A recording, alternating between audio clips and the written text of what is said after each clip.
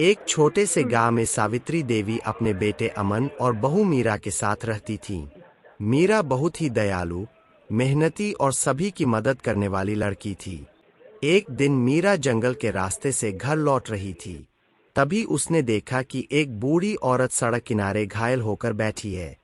लोग उसे देखकर भी अनदेखा करके आगे बढ़ रहे थे। मीरा तुरंत उसके पास गई और बोली, माँ जी, आपको चोट लगी है, आइए मैं आपकी मदद करती हूँ।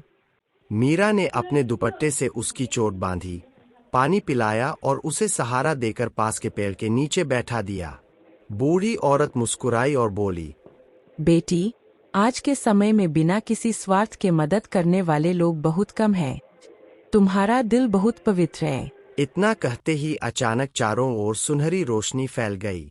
तेज हवा चलने लगी और वह बूढ़ी औरत एक सुंदर जादुई परी में बदल गई। मीरा यह देखकर हैरान रह गई। परी मुस्कुराकर बोली, डरो मत, मैं जादुई लोक की रक्षक हूँ। मैं इंसानों की अच्छाई की परीक्षा लेती हूँ। तुम इस परीक्षा में सफल हुई हो। फिर परी ने अपनी कलाई से एक चमकदार सुनहरी चूड़ी उतारी और मीरा को देते हुए कहा, यह जादुई चूड़ी है। जब भी तुम किसी की निस्वार्थ भाव से मदद करोगी, यह तुम्हारी इच्छा पूरी करेगी। लेकिन याद रखना, अगर कभी लालच, घमंड या किसी का बुरा करने के लिए इसका इस्तेमाल किया, तो इसका जादू हमेशा के लिए खत्म हो जाएगा। मीरा ने हाथ जोड़कर कहा, मैं वचन देती हूँ कि इस शक्ति का उपयोग केवल अच्छे कामों के लिए करूँगी। उस दिन के बाद गांव में चमत्कार होने लगे। जहां सूखे खेत थे, वहां हरियाली लौट आई। गरीबों के घर में भोजन पहुंचने लगा। लेकिन गांव की लालची पड़ोसन कमला यह सब देखकर जलने लगी।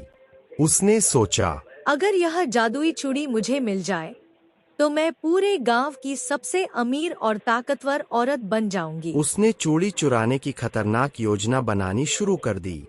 अगली रात कमला चुपके से मीरा के घर पहुंची। जैसे ही उसने जादुई चूड़ी उठाने की कोशिश की, चूड़ी से तेज सुनहरी रोशनी निकली और कमला वहीं रुक गई। उसी समय जादुई परी प्रकट हुई और बोली, जादू केवल साफ दिल वालों का साथ देता है। लालच करने वाले को कभी इसका अधिकार नहीं मिल सकता। कमला डर गई। उसने हाथ जोड़कर कहा, मुझे माफ कर दीजिए। लालच में मुझसे बहुत बड़ी गलती हो मीरा गई। ने मुस्कुराकर कहा, गलती मान लेना ही सबसे बड़ी अच्छाई है।